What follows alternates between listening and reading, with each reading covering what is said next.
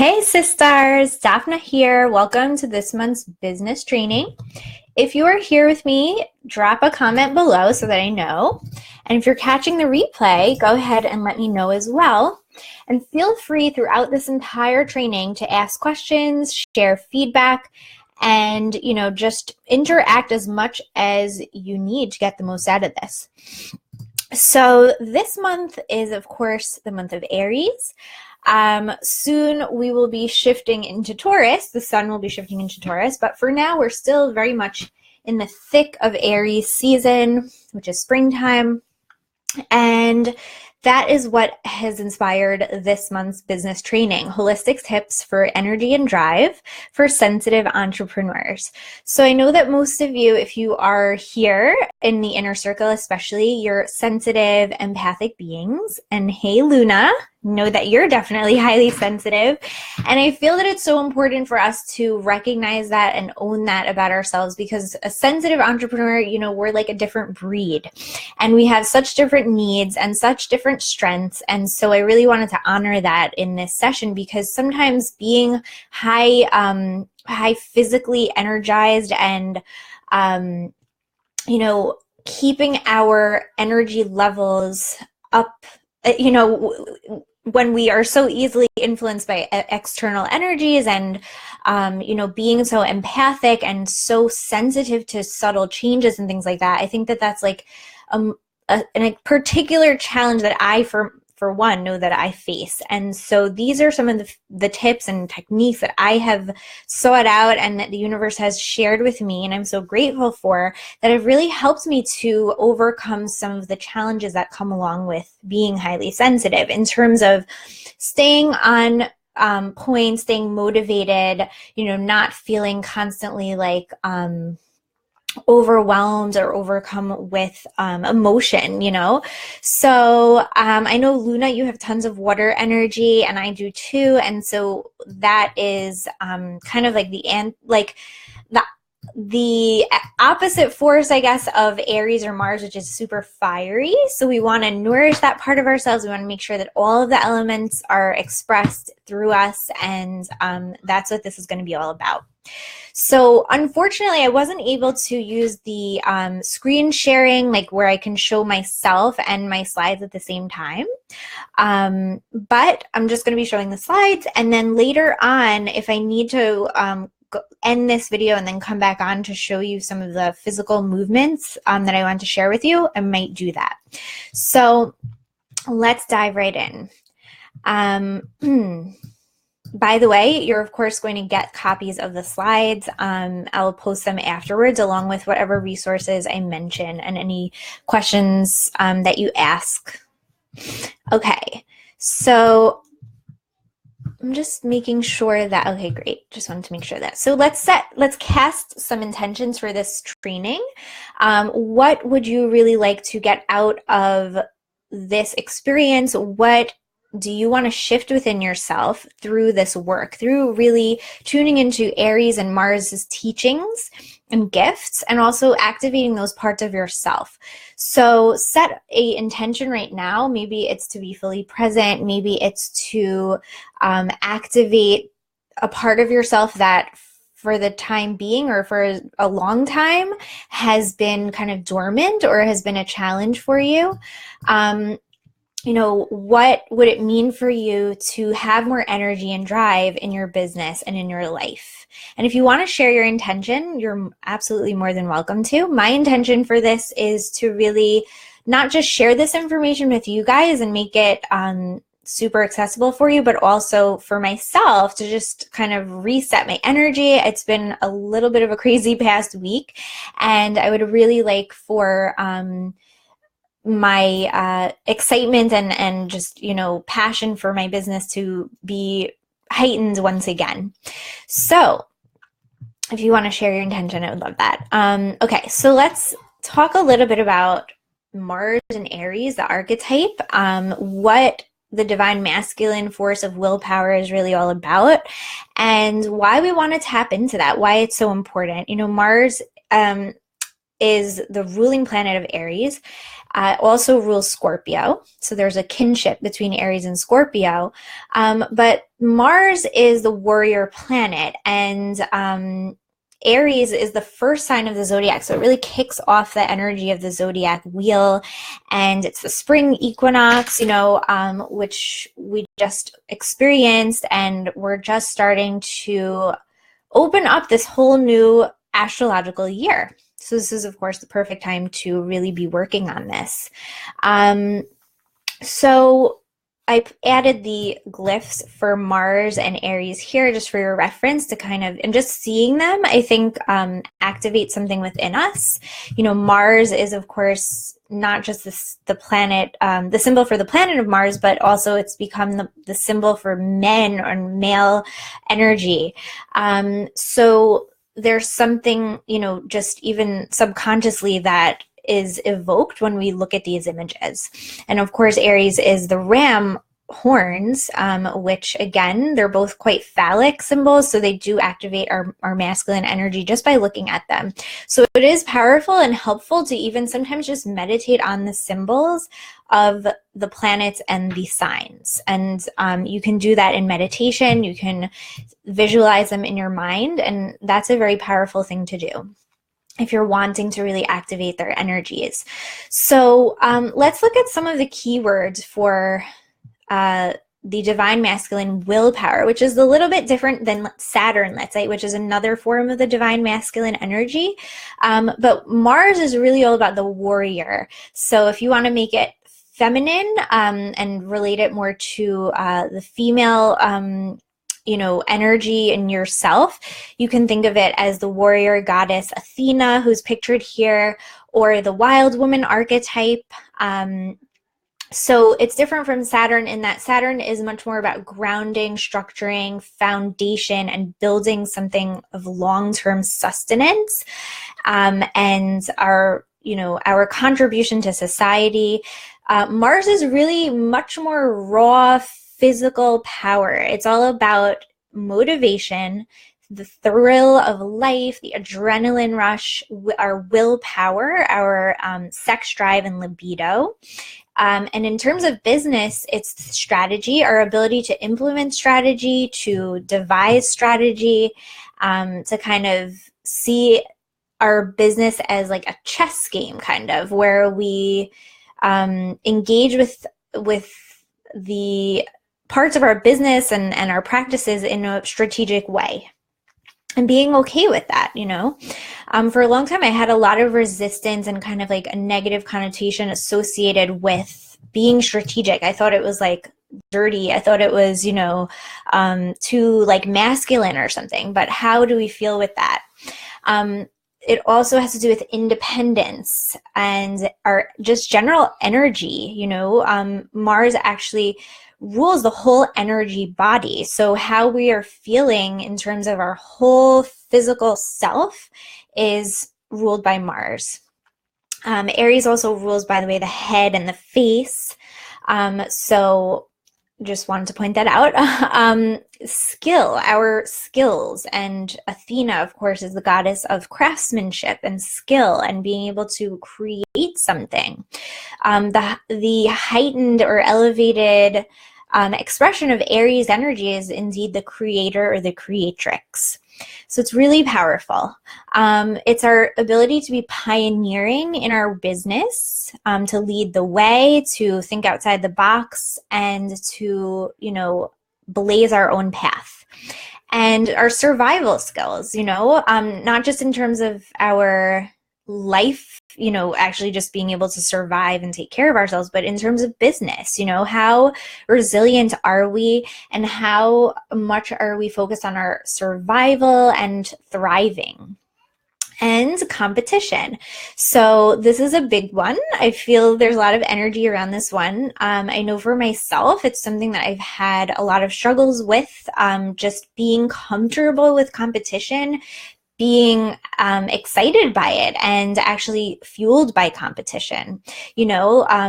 Aries is a very athletic sign, and athletes definitely feed off of their competition. It's exciting for them to have an opponent who is really skilled. And oftentimes I think athletes, the more they're intimidated by their competition, the more they deliver their best work. So how do we feel with competition? And, just noticing over the next couple of days, perhaps, how these different parts of business, how do we relate to them? How do we feel about them, etc. And of course, action, making an action plan, taking action, and stamina. So stamina is kind of related to survival. I think it's like how we are able to hold out and stay the path, and stick to our guns and what we are here to be doing, as opposed to like burning out or just doing a million different things without any real strategy to it. So these are some of the keywords I thought were most relevant to business, and how we can see Mars actually living through and playing out in different parts of our work in our daily lives. I'm just reading Kristen's comment. I have no fire energy in my chart, so I'd love to learn some tips. Awesome. And that's what we're going to be doing. I'm going to share with you a lot of tips for activating your fire energy, because Aries is the cardinal fire sign, which means it's really the source energy of the fire element. So it's like the leader of fire. So this is a really good sign to work with if you don't have any fire at all. So now I want to ask you, and by the way, I hope that you were able to download the workbook and print it out if you can. In the future, I'll make them fillable. I just totally forgot to do that. But in the notebook, I did ask you to grade yourself on a scale of 1 to 10, 1 being not at all, 10 being very strongly. How much do you feel that you're expressing your inner Mars or Aries energy using some of the keywords as guidelines? You don't have to go through all of them, but maybe choose a couple and just grade yourself. And if you'd like to share in a comment, that would be awesome. How motivated do you feel? Do you feel super motivated? Do you feel really not motivated at all? Do you feel, you might want to choose your sex drive, because that is connected to much more than just our sex life. It has a lot to do with our creative energy and our ability to get what we want and, really be in touch with that primal part of ourselves. So choose a couple, and I'm going to give you a minute, maybe 3 or 4 of these, and just grade yourself on a scale of 1 to 10 right now, how much these are flowing through you, how comfortable you feel with these different parts of yourself. And even if you have no fire energy, even if you have nothing in Aries, just forget about that for now. Just base it on your actual experience and how you really feel in this moment. Because Kristen, by the way, it's really interesting. Sometimes when we don't have one of the elements at all, what ends up happening is we become almost like shamans of that element, because we naturally seek to balance ourselves. So for example, I don't have very much earth energy, but my whole life I have sought out people who with earth energy. I've sought out music and foods and every possible thing to balance that in myself. So now, if somebody was to meet me, I might come off as earthy because I've done so much work just naturally to activate that part of myself. So it's always interesting to think about.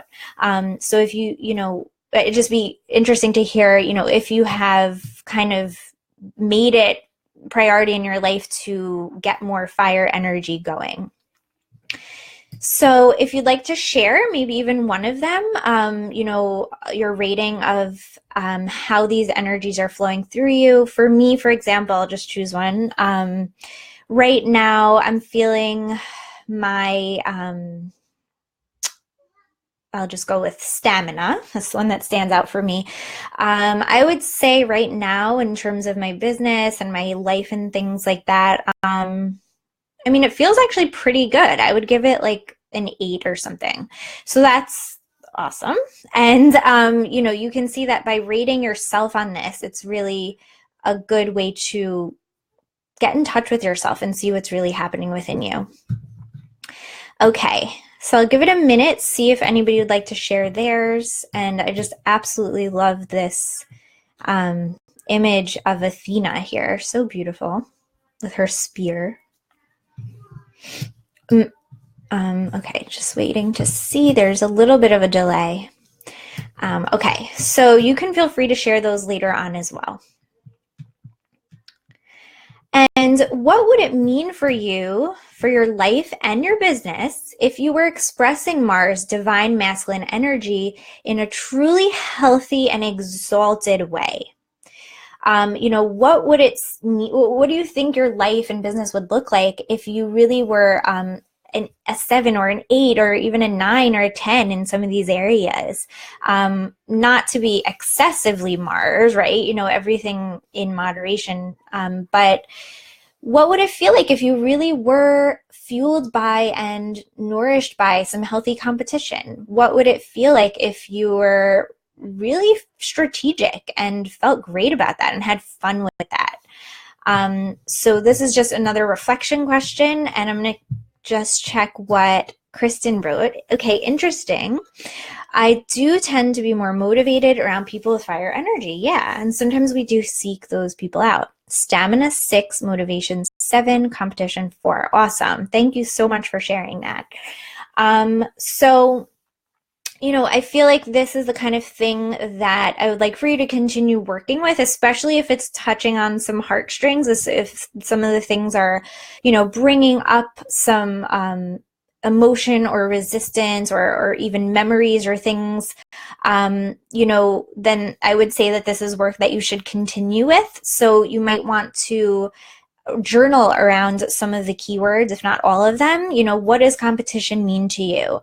What does stamina mean to you? And how would you like to express it in a way that feels good, right? So when we get a little bit later on into Mars placements for the more advanced, astrology people in here, you can actually look at your Mars placement and have some more insights into how you naturally like to experience competition, because we're all different, right? So I personally, for me, I don't like, I've never been like an athletic type of competitor. I don't really feel energized by that, but I really enjoy friendly competition in terms of like debate. My Mars is in Gemini. So I really like, having kind of like devil's advocate style like debates and things, and that energizes me and that really fuels me. So we'll talk about that more. But like I said, take some time to really explore these things, especially the ones that stand out to you, especially maybe ones that you've struggled with or that kind of keep coming up for you in your experience. Those are the ones that you really want to like feel into and explore as much as possible. So Luna, I really zoned in on independence. Awesome. I'm totally out of 10. I love that. I feel very confident being independent, running my business on my own, creating by myself. Yes, I feel that totally. But I do think that it can be problematic sometimes because I don't know when to ask for help. Oh, absolutely. And I love that you brought that up because,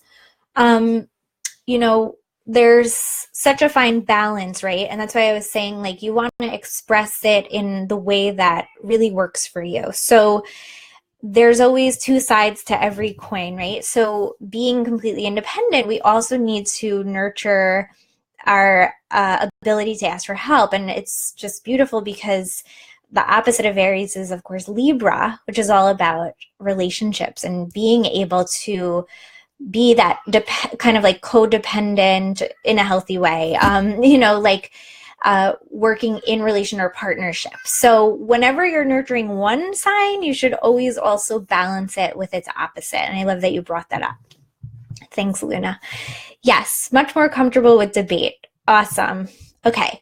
So with that last question, this would definitely be a journaling opportunity. I would, really just tune into what would it feel like for me to be strategic, to feel, good about competition, to be fueled by competition, to have more stamina, have more motivation and thrill in my business, etc.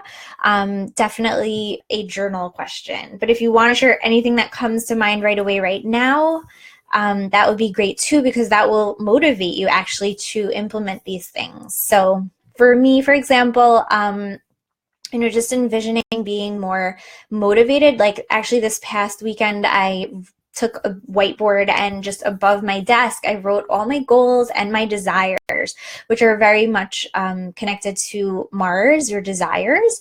And just seeing it in front of me every day has been so helpful and really motivating to me, because I just read through and I'm like, oh yeah, I really want that thing. And like, I have to do this to get that thing, and I want to do this to get that thing. So, whatever you can do to, remind yourself and really envision it, it's going to keep you motivated. So, that was just one thing that I did, but having that constant reminder visually and looking at my dream boards and my desire boards is so motivating. So I put that question in there because I wanted you guys to, really feel into how much this can help you. So here's just a nice affirmation that you might want to say. I am energized and passionate about life. And that's from askangels.com. And I thought that was totally Mars, totally Aries energy right there. Okay, so this is a little bit more of an advanced part. You do not need to do this if you don't feel comfortable with your birth chart or yet, ready to look deeper into the placement of your Mars. You could just listen in, or you can do some journaling. But if you are ready for that and you do have your birth chart readily available, you can look at the house placement as well as the sign that Mars is in on your chart. So mine, for example, is in the 12th house in Gemini. You can also look at aspects between other planets, which is more advanced, and the essential dignity of Mars. So the essential dignity is basically the power of Mars on your chart. Every planet has different strength in different signs. So Mars being in Aries would be in its rulership. And I could share these later. Mars being in Libra would be in its fall, so it's considered to be weaker in that sign. Just means that Mars energy has a bit of a harder time expressing itself there. My husband actually has his Mars in Libra, and he is a very chill person. So he's not like this super machismo, go-getter, strategic kind of person. And he's had to learn, I think, how to, really embrace that. And as a man, because Mars is, of course, associated with masculine energy and masculine sexuality and things like that. I think that it's really interesting because he's not, and any man with Mars and Libra, they don't have that, like typical masculine expression in terms of how they go out and get what they want, how they express themselves, etc. So it's just an example of how the different planets kind of express themselves through the different signs. And I think it's really beautiful to explore it for yourself, because if Mars is, let's say, in Libra in your chart, that is a really beautiful place for you to explore the opposites and to really claim that power for yourself and explore how your way of expressing Mars energy and expressing divine masculine willpower for yourself is different, but there's nothing wrong with it. And, we can all get what we want and express ourselves and be completely motivated and in touch with our desires and our masculine selves, no matter where our Mars is at. So just putting that out there.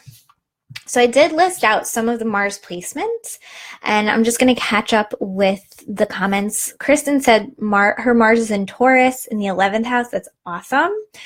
Thank you for sharing that. And we'll see in a second. I'll share some insights into that placement.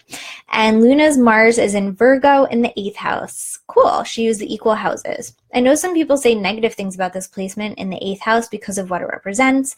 Any thoughts or how it could relate to business? So that's just, it's funny because people say negative things about like any placement. There's always something to be said.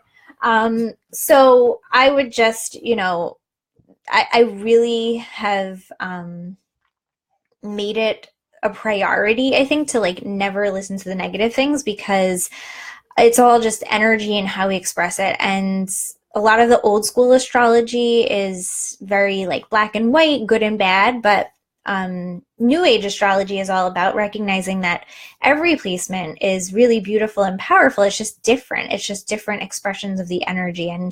And so whatever you heard about it, I would really let it go, because you don't want to have any kind of auto suggestion thing running in the background, like making you feel disempowered, right? So, let's look at, we're going to get to Virgo and the 8th house, and you'll tell me what you think about it in a minute. Okay, so if you have Mars in Aries, or your Mars is in the 1st house, you're a self-starter, okay? I'm not going to go too deep into these. Just wanted to give like an overview of the way that you express your will and your drive and your masculine energy to go out there and create and blaze your own path, right? So Mars and Aries or 1st house people are self-starters. They really are independent. Mars and Taurus, like Kristen, and or 2nd house. So slow and steady wins the race, right? You remember the story of the hare and the, what is it? The tortoise and the hare or something, or the turtle and the rabbit. But slow and steady wins the race. So Taurus there, how you go out there to get what you want and how you really express your desires and achieve things is in a very slow and consistent, steady way, which is wonderful. And that's really earthy. Mars in Gemini or the 3rd house, multitaskers. So that's me. I am very much energized by doing a lot of things at once, right? So Kristen, you're probably energized by committing to something, by really sticking with something, feeling it physically, really like immersing yourself in the experience.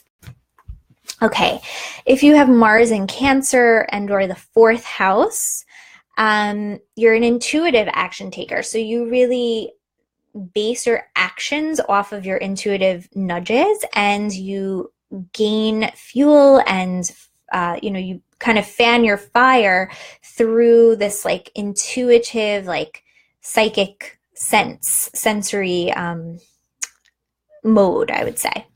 If you have Mars in Leo and or the 5th house, you're heart-led. So you take actions based on what's in your heart, based on generosity, based on grand gestures, and that's what fuels you. You like to do things that really feed your heart chakra. If you have Mars in Virgo, like Luna and or the 6th house, your actions and your will is based on a sense of duty, a sense of serving others, right? And you take action in a discriminatory way. So I feel like just Virgo gets such a negative rap in general, and I don't know why that is. It's so bizarre to me. I mean, all of them do, but like for some reason Virgo, I guess because everybody just repeats the same thing. Like Virgo is detail oriented and Virgo is perfectionist, etc. But let's expand, let's really try to open up to the true frequency and energy of Virgo. It's the priestess, right? So you don't just do things for nothing. Like you are cautious and really conscientious when it comes to taking action. So own that, Luna. And if you have Mars in Libra and or the seventh house, you take action in the pursuit of harmony. You do things and desire things, and you are fueled by a creation of a state of harmony within yourself and within your relationships. So if you have Mars in Scorpio and or the eighth house, Luna, you're intensity driven. So you seek experiences, and your divine masculine energy is driven by a desire for intense transformation, intense experiences, and there is a sexual component to it. So for you having Mars and Virgo in the eighth, it's interesting because I feel like Mars and Virgo is the high priestess. She's all about doing things that are of service and that are really purposeful and intentional, right? And like I said, careful, cautious, and conscientious. And this is all like being expressed through a desire to really feel things intensely, to go deep with things, right? So you are fueled by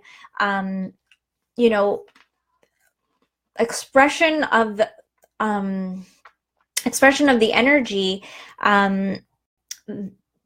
that allows you to have these deep connections with people too. So let me know if that kind of resonates. If you have Mars in Sag or the ninth house, you like to take inspired action. So you do things and you really are fueled by your inspo, your dreams, your visions, and people who inspire you, ideas and ideals that inspire. That's what really turns you on, right? Okay, Mars in Capricorn or the 10th house, you're a goal getter, straight up. You're really turned on by achievement, by accomplishing goals, checking goals off your list, your to-do list, things like that. But there's a bigger picture involved. You really are out to build something, and that is what really gets your juices going. Mars in Aquarius or the 11th house, like Kristen, futuristic spaceship, I like to think of it. So being that your Mars is in Taurus, which means that you really thrive and are turned on by sensual, physical, long-lasting, energetic exchanges, that you really like to, get involved with things for the long run. But also you like to share it in a very progressive way. You like to be motivated by your social interactions, by your friends and groups, by your dreams and higher ideals that you want to see change in the world. So whenever you're feeling not motivated, I would definitely tap into like a group think type of thing. I would focus on that bigger picture type of energy that will help you feel more motivated. Awesome. I'm so happy, Luna, that it resonates. Thank you. I'm doing it on the fly. So, but if you have any more questions about that, we could totally talk about it. Oh, sorry about the screaming. And lastly, if you have Mars in Pisces and or the 12th house, you take subtle and compassionate action. So Pisces, of course, is all about connection to the divine, the dreamer, the idealist, etc. And it's kind of like above words. So, or beyond words, I would say. So the action, the desire to take action, and what really gets their juices flowing, people who have Mars in Pisces, their 12th house, which I actually have my Mars in the 12th house. So I should be able to relate to this. For me, it's totally like a mystical, I am so motivated by connecting to source and just, my dreams. I kind of like dwell in this whole other realm at all times, and that's what fuels me to do everything that I do in my life. So I know that meditation is really helpful for me. That's when I get my motivation. That's when I get, the visions that I need to activate my drive and to be like, hell yes, like I got this, So, wherever your Mars is, that is where you can look to gain insight into how you're naturally motivated, how to activate that, how to honor it, right? So just to reiterate, for Luna, I would say you're motivated by service. You're motivated by providing like a pristine level of care and service to people. And that turns you on. And it also, turns you on to have really deep transformative experiences and to give those to people in service. So that's really cool. And I think it's beautiful. And I hope that you just embrace the beauty of it and the highest expression of it. Okay, so this next part is really fun, and I want to talk about actions that fuel us, right? And actions that drain us. And this is, I think, going to help you so much because sometimes we just do things and we don't even realize their effect on us, right? So actions are always going to be within the realm of Mars and Aries, and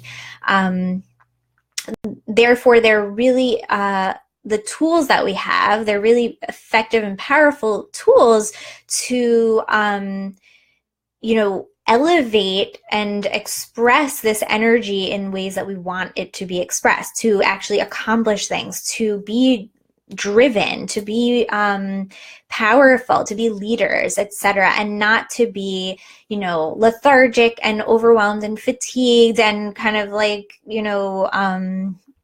without motivation or just stuck in a rut, etc. So actions are the key, right? And not just any old action, but actions that fuel. So let's see what Luna said. That's very true. You can't even purchase a reading from me that's less than 5 pages long. Depth and intensity are so my jam. Right? We go deep or we don't go. Exactly. And own that. That is so beautiful, right? I mean, I see even from your website how carefully and, intentionally, the photos and the lighting and everything, it's so beautiful, and it's so Virgo too in that way, now that I think about it. But yeah, that's the action. That's like how you are doing it all, right? So it's pretty cool. So over the next couple of days, I want you to start thinking about, or even just tracking different actions that you're doing and noticing, are they fueling you? Are they draining you? You could bring the astrology into this, or you don't have to, but you can just simply start paying attention. For example, if every day you're waking up at a certain time, right, and you think that it's serving you, but really, realistically, it's actually draining you and it's not really working out, things like that, just everyday actions that you're taking, or, certain things that you're engaging with, just becoming aware. Simple question, is this fueling or is this draining? So I really like these two graphics. They're just some ideas of some things that we can do to fuel ourselves, right? So all of these are actions that we can take. We can get out into nature. We can hug someone. We can dance, breathe, sing, listen to music, laugh, be around animals, eat healthy foods, etc. I'm not going to read them all through, but these are all things that we can do. But of course, I'm not a one-size-fits-all type of person. So I want you to actually make a list of these for yourself. And that's going to come from the reflection, is going to come from really tuning into your whole energy body when you do something. Is this fueling me? Is this draining me? And then the things that are fueling you, make them into a list such as this. I actually did this for myself. I wrote down all of the things that I love to do that made me feel amazing. not even necessarily business related things, but like, watching a video of my favorite herbalist, or um, like jumping on the trampoline or whatever, things that I know really give me life force and feed my life force. And then I wrote them all down and I put them on little cards. And whenever I'm feeling stuck or, not good, not motivated, kind of like the opposite of Aries, I pull one of the cards out and I just do that thing. So I want you guys to do that for yourself. And again, base it on what's really true to you. If you don't like, I don't know. I don't really know if anybody doesn't like some of the things on here, but like if you don't really get turned on by meditation and listening to like yoga style music or whatever, then don't do that. If it's more techno, trance, or whatever, like me, then go with that. Do it based on your truth. Never follow just what somebody else tells you or what it's supposed to be. Really, really honor what feels good for you. And those cards are a really great way to just make sure that you're feeding that part of yourself. So it's kind of different. Like you could do this for self-care, but do it like specifically with the idea of what fuels you, right? So like I get really motivated when I watch videos of like people who I admire, like role models and things like that. Or I read a biography about a person whose life and accomplishments like I'm really in awe of. So think about it in terms of what gets you going, right? Like frame it within this whole context of Mars and Aries. You could do it with other things too, but I think that would be really helpful. So, of course, we want to stay away from the things that drain us. So that's a big one. And I'm not going to focus so much on it now, but the same thing. We have to each know very, very well, especially as highly sensitive beings, what are those things, those actions, those triggers that really zap us? Who are those people? Who are those entities? Who are those, what are those like thoughts that we allow in that zap our energy and completely disempower and basically just, kill our whole vibe? And it's as important to recognize those things. I started realizing, it took me a very long time, but like Facebook was just starting to not starting to, but I finally began like realizing how zapped I always felt like from certain people on my feed. And I just started unfollowing whoever gave me like any kind of like just draining type of feeling. And it's helped me so much. And it's just like being conscious and loving yourself enough to say, you know what, like that just does not feel right. There's no judgment in it. There's no justification. It's just a pure raw feeling of like, no, or yes, so we want to go for the yes. We want to surround ourselves and put in front of ourselves all the things and actions and activities and people who really get us going, who inspire us, who motivate us, who feed our life force. So do the same thing for, again, the things that drain you. And, slowly, I wouldn't do everything like cold turkey at once, but just start slowly releasing the things that are draining you, any actions in particular that are draining you, and replace them with things that really fuel you and feed you on a daily basis. So Kristen said, I just adjusted my schedule to allow me an extra hour of sleep. I feel so much better. That's awesome. And that's a perfect type of thing to do, because it's recognizing like something's not working, and having that extra hour is going to feed your body, right? So Aries and Mars and the first house, the ascendant, it's all connected.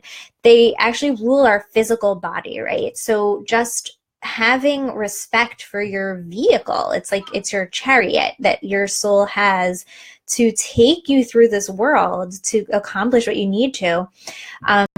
So sacred, to be able to create that space where you get the sleep you need, you eat the foods that you need, you stay away from the foods that don't nourish you or that drain your energy.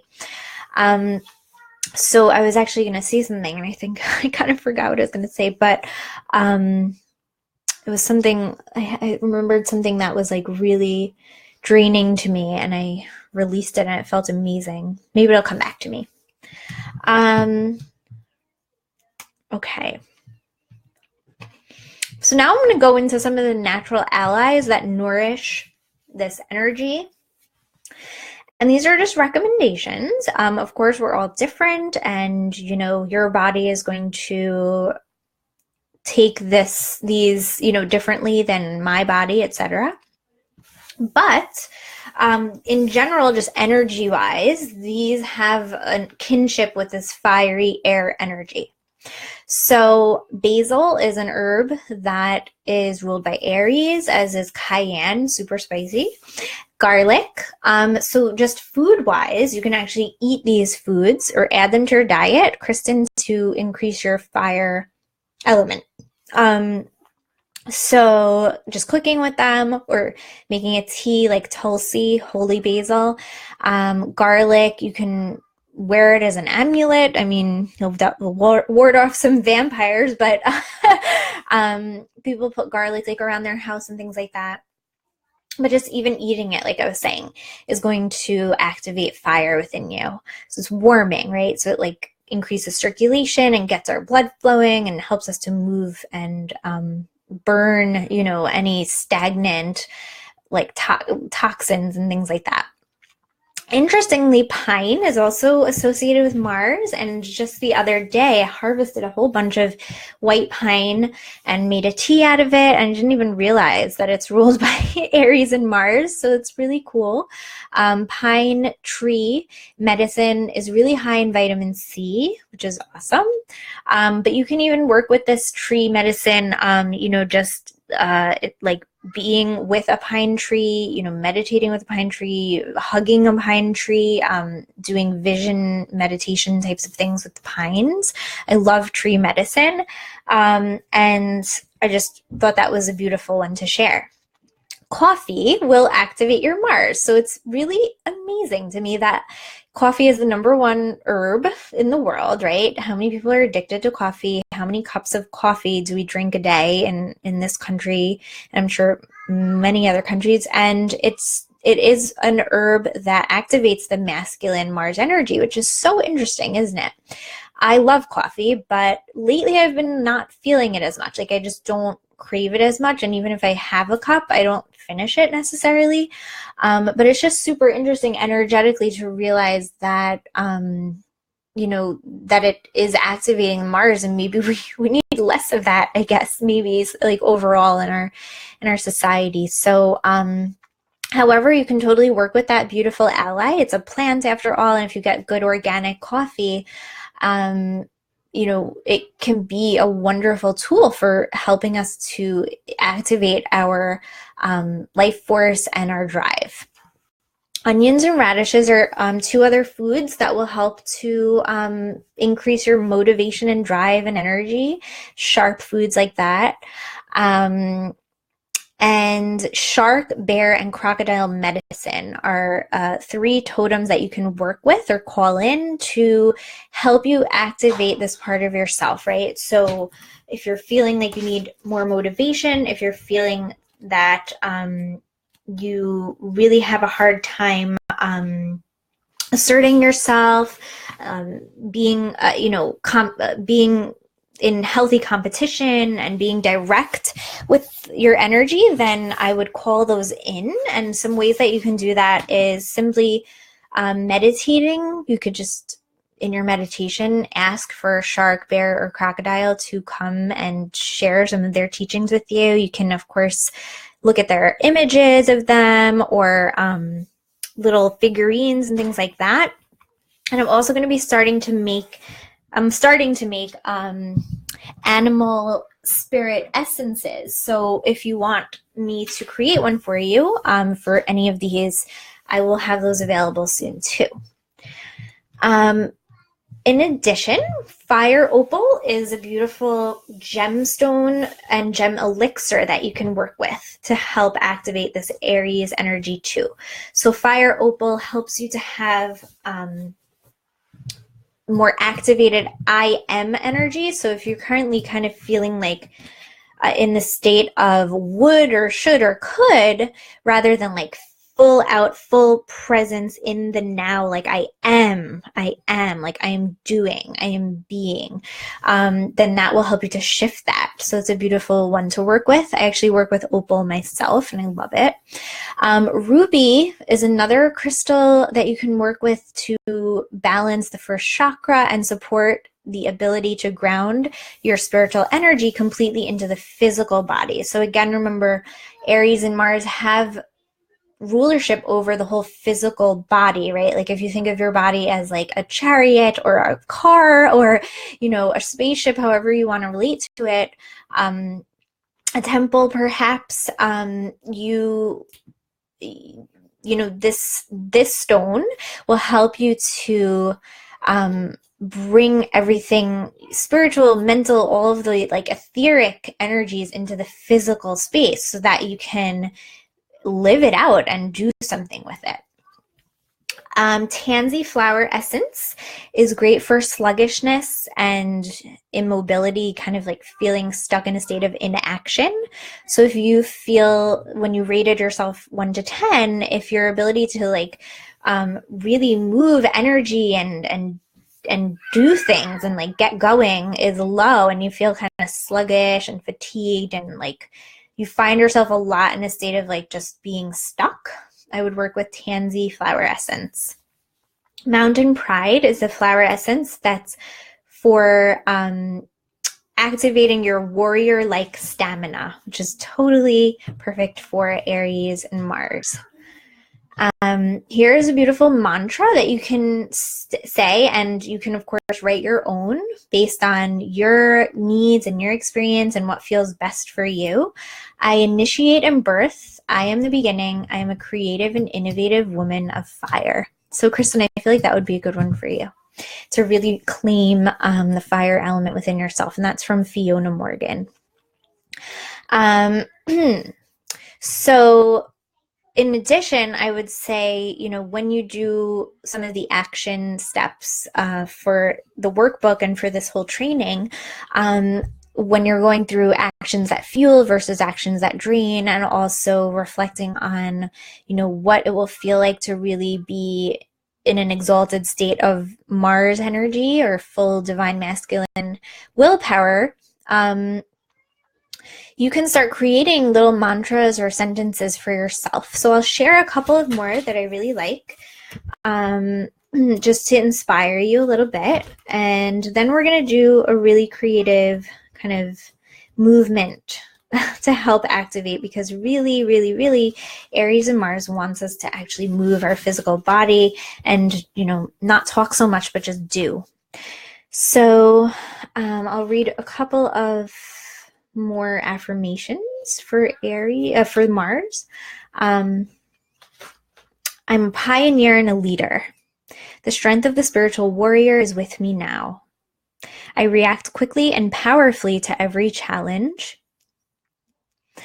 I'm pulsing with energy as I act in the drama of life. I am empowered with force and courage. I'm energized, heated, and ready for action.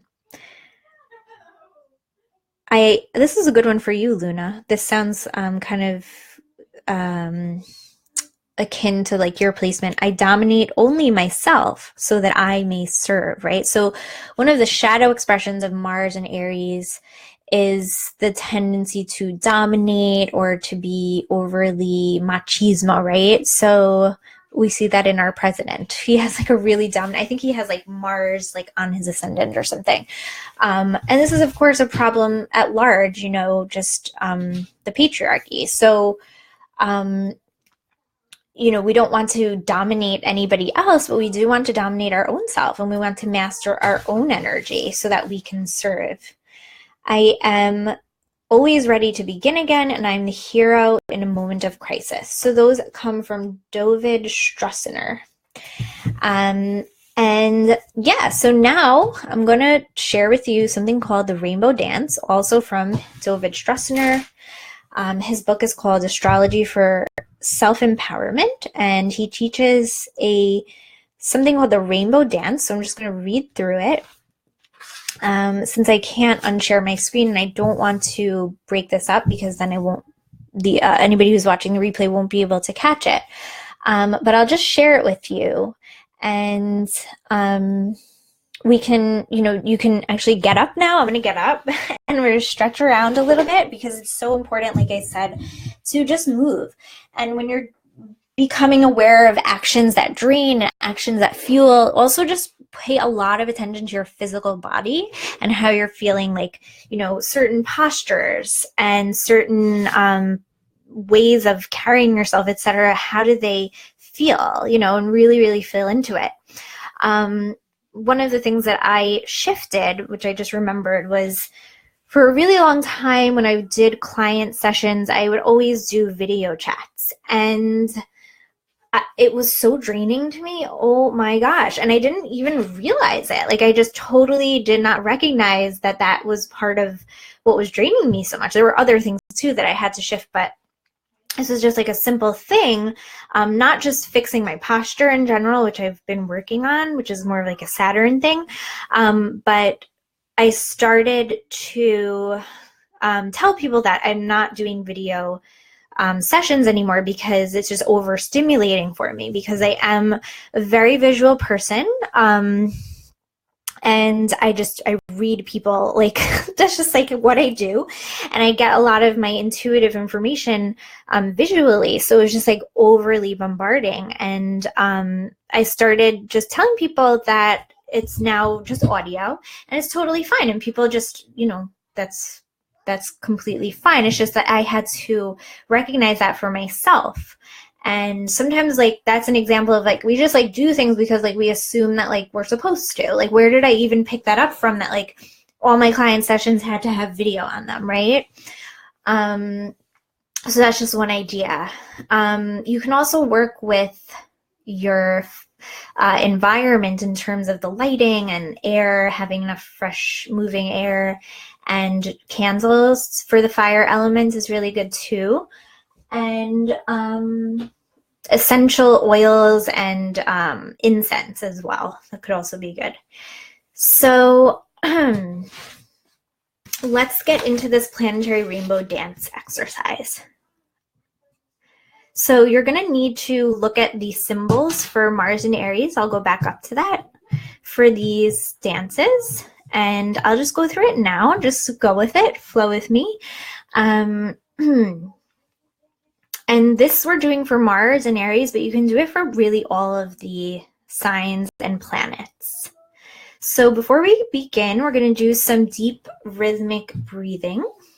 Just like when, you're about to meditate, just complete relaxation. So we're just going to ground ourselves a little bit and start tuning into our breath.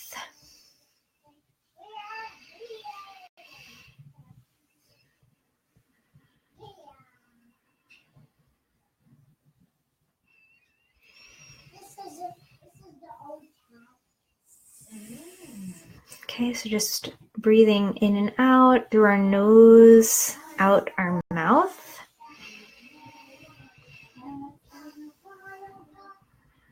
And just get yourself into a really comfortable place, whether that's standing, sitting, lying down, squatting, I don't know, in child pose, whatever you feel. And we're going to start to visualize that we're standing or sitting on a beautiful silvery floor.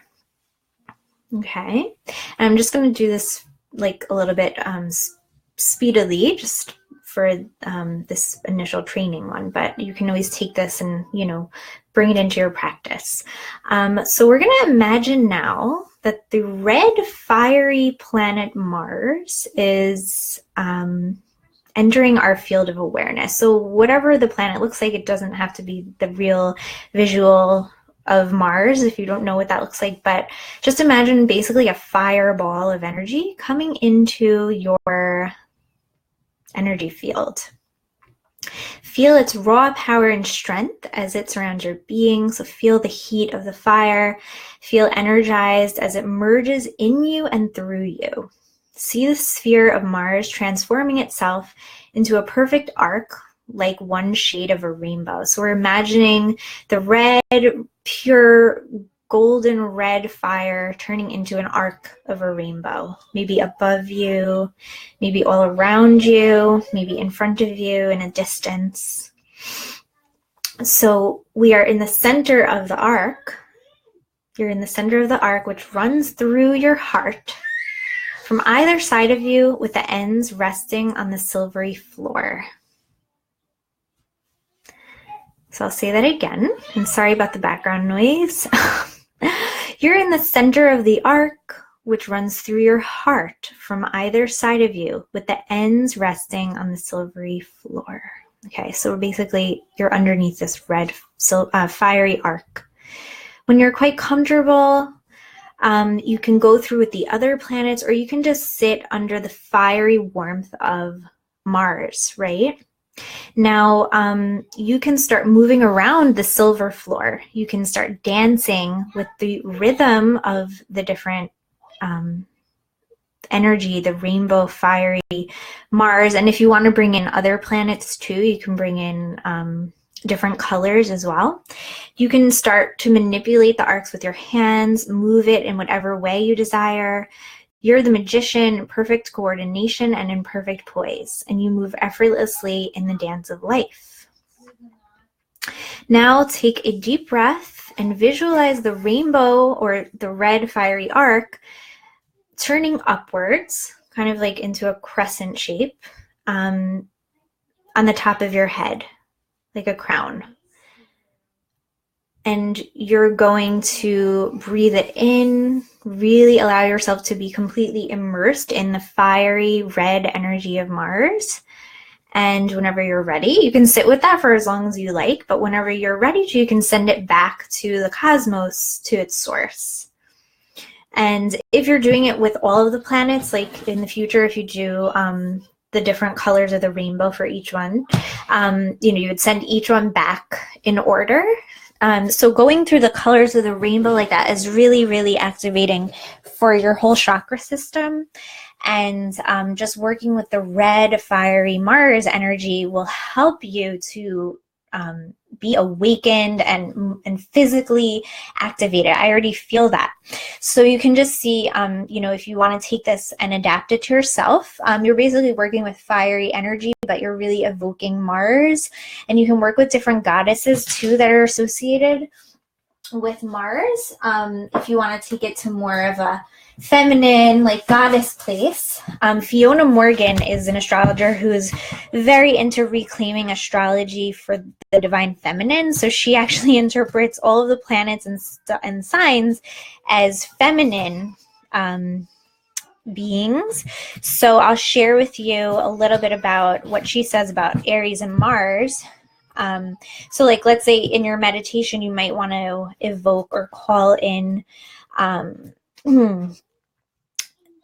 Pele, Kali, Sekhmet, and she actually relates Boudicca. She says that Mars, she calls Mars Boudicca, which I'm probably pronouncing that wrong. But yeah, it's really beautiful to do that and just kind of work with the planets in that way. So I really like doing that, and actually move with it, like dance. So you don't have to do this in sitting meditation. In fact, I wouldn't, especially for Mars. I would do more movement with it, right? So maybe actually just envision yourself dancing with Mars, with the fire, right? And of course, building an actual fire would be very good too. So Luna actually asked the other day in the group, I had posted, if anybody has questions, and I want to make sure that I get to that question. And if you have any questions about anything else, feel free to ask now. I'm going to open it up for questions. I'm wondering, okay, so Luna's question was, I'm wondering how to divide my energy, creative potential, and mental capacity between two business ventures. While I'm prioritizing my tarot biz at the moment, I'm still creating behind the scenes for Mother Rescues. I'm constantly interacting with my audience, replying to emails, building my list. Some days I find that I struggle to find balance between the two, if that makes sense, of course. And I want both projects to get me at my most energized and creative. So she asked if I have any tips for that. So it's interesting. When I thought about it, I was like, I have two kids, as you guys know, and my kids are very different energetically. And I feel like our business is kind of like our babies, right? And,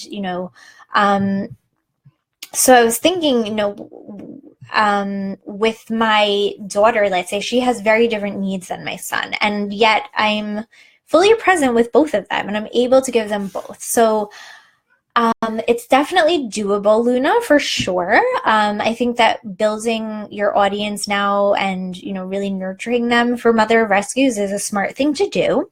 And I think that when it comes to managing two businesses, the key is just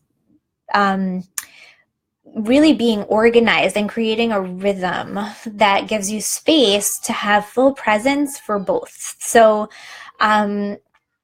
it's the strategy, right? So it's really about being 10 steps ahead of the game and knowing exactly what you want to feel every day and what you want to get out of both businesses, and then planning everything around that. And I know that with your Mars in Virgo, you're probably a strong planner.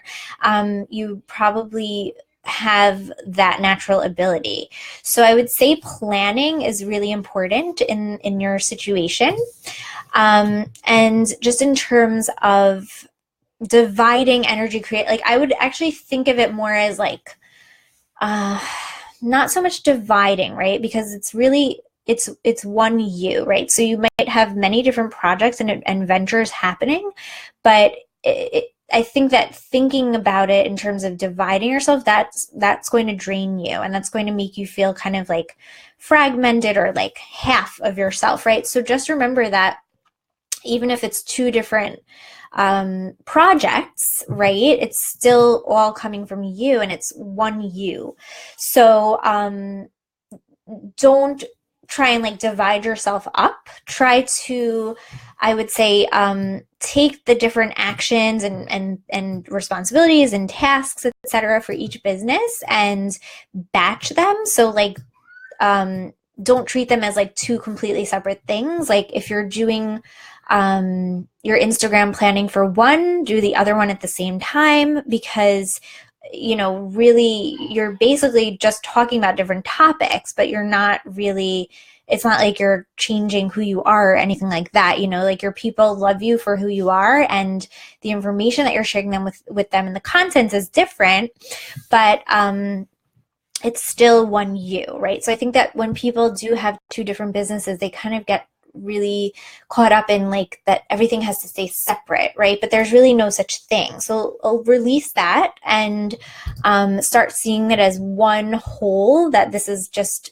two aspects of yourself or two ways that you're exploring and two adventures or whatever, but they're really part of each other, even though they seem different, like Tarot and Mother of Rescues. They're completely united under the fact that you are the source and you're the energy behind it. So like I said, batching activities and things so you're not jumping from thing to thing, which could be really draining. Planning is going to be really helpful for you, and I would say creating a rhythm for yourself. So like Mondays, should be a day that you focus on one specific thing for both businesses. Tuesdays, same thing. And you can use the planetary correspondences to kind of help you frame those. So like Mondays ruled by the moon, right? So you might do, it's also the public and, our tribes. So you might do stuff relating to that on Mondays for both. But yeah, don't try to divide them so much, because that's going to drain you and that's not going to be sustainable. So I hope that helps. Oh, awesome. So Kristen is curious to know about how astrology correlates with the chakras. And that's so beautiful to explore, and there's totally correlation. The planets in terms of their usual order that we go through, Sun, Moon, Mercury, Venus, Mars, Saturn, Jupiter, Saturn, etc. They all do have their chakra correspondences. I don't know them off the top of my head. I don't do so much chakra work, but I will send you some information about it. But they do activate the different chakras, and there's a whole like school of teachings about that. And I don't know so much about the signs, but I think it's more the planets, because the planets are like forces within us, and I think that that does relate to the different chakra centers. So if you want, I can send you some good resources on it that I think are, reliable, because sometimes some of the things online are a little iffy, like you'll get some contradictory information. But I've seen books that talk about it, so I could send that to you. Yes. So, I mean, just in general, though, like, for example, Leo and the sun, I know that they're correlated to the heart chakra because Leo rules the heart, and just its whole energy is all about like generosity and giving. So even just like meditating, you might be able to make the connections for yourself if you know, if you feel like knowledgeable about the chakras, which I think you do. I see that you talk about it a lot with your singing and your videos and things like that. So it might be cool to explore just within yourself, like where do you feel the different planets and the chakras kind of like collide and express themselves. And if you want to share that with us too, that would be really cool. Let's see. Any other questions?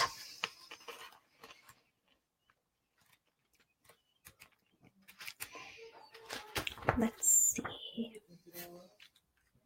By the way, I think David Stroessner might talk about the chakras in his book, but I'm not sure